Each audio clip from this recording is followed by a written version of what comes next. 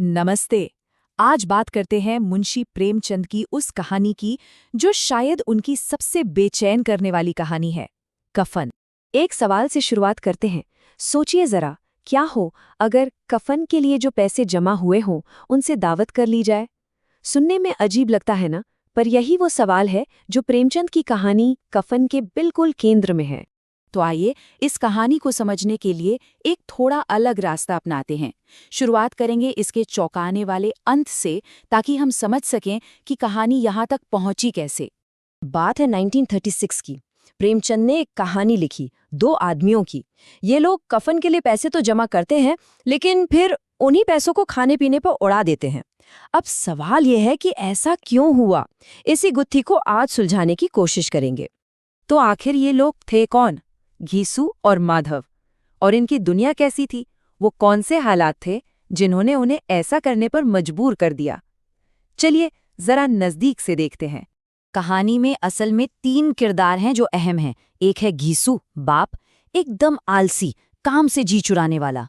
फिर है उसका बेटा माधव, जो भाई जैसा बाप वैसा बेटा। और तीसरी है माधव की पत्नी बुधिया, बेचारी इस कहानी का सबसे दुखद चेहरा। बाप बेटे की तो एक ही फिलॉसफी थी, काम को हाथ नहीं लगाना है। और उनकी हकीकत बस एक झोपड़ी, सामने जलती हुई आग और चारों तरफ एक ऐसी गरीबी जो इंसान को अंदर से खोखला कर दे। ये गरीबी सिर्फ बैकग्राउंड नहीं थी, ये तो खुद कहानी का एक किरदार थी। एक ऐसा किरदार जो उनके हर फैसले को, हर कदम को कंट्रोल कर रहा था। और फिर कहानी में वो मोड़ आता है जहां एक जिंदगी खत्म होती है और एक बड़ी दुविधा शुरू हो जाती है।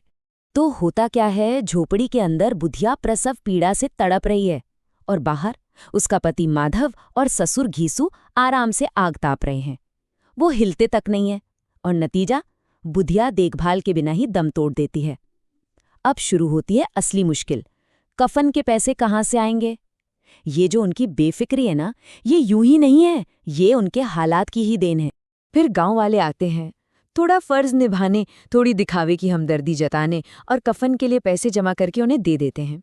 बस कहानी का सबसे बड़ा मोड़ यहीं से आता है। तो अब आते हैं उस सवाल पर जो दिमाग को झकझोर देता है। हाथ में कफन के पैसे हैं और वो चुनते हैं दावत करना। आखिर क्यों? इस अनैतिकता के पीछे प्रेमचंद क्या दिखाना चाहते हैं? और वो खुद को कैसे तसल्ली देते हैं? वो कहते हैं, बुधिया तो अब बैकुंठ जाएगी, उसे कफन से क्या मिलेगा। सोचिए, सिर्फ ये एक लाइन, उनकी पूरी मानसिकता, दुनिया को देखने का उनका नजरिया, सब कुछ साफ कर देती है।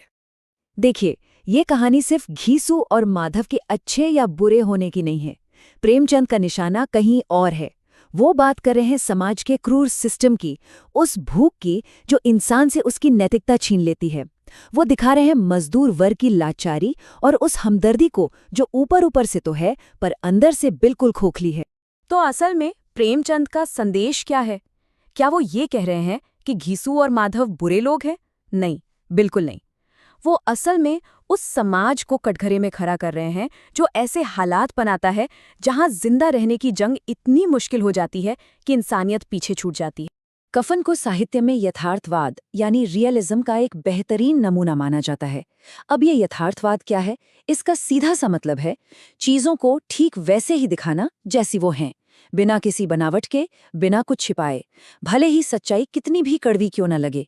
प्रेमचंद का मकसद यही था, समाज का वो चेहरा दिखाना जिस पर कोई पर्दा ना हो।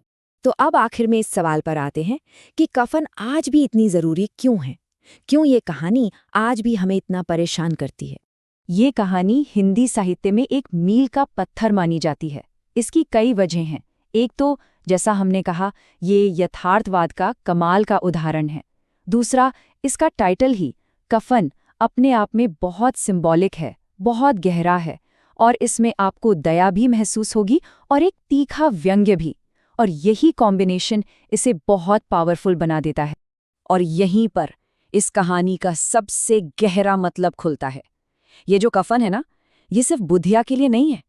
ये कफन है उस समाज की मरी हुई इंसानियत का, जो ऐसी गरीबी को, ऐसी लाचारी को अपने बीच पनपने देता है। तो आखिर में ये कहानी हमें एक बहुत बड़े सवाल के साथ छोड़ जाती है। क्या बहुत ज्यादा गरीबी हमारी इंसानियत को खत्म कर देती है? या फिर वो सिर्फ उस असली चेहरे को सामने लाती है जो हमेशा से हमारे अंदर था?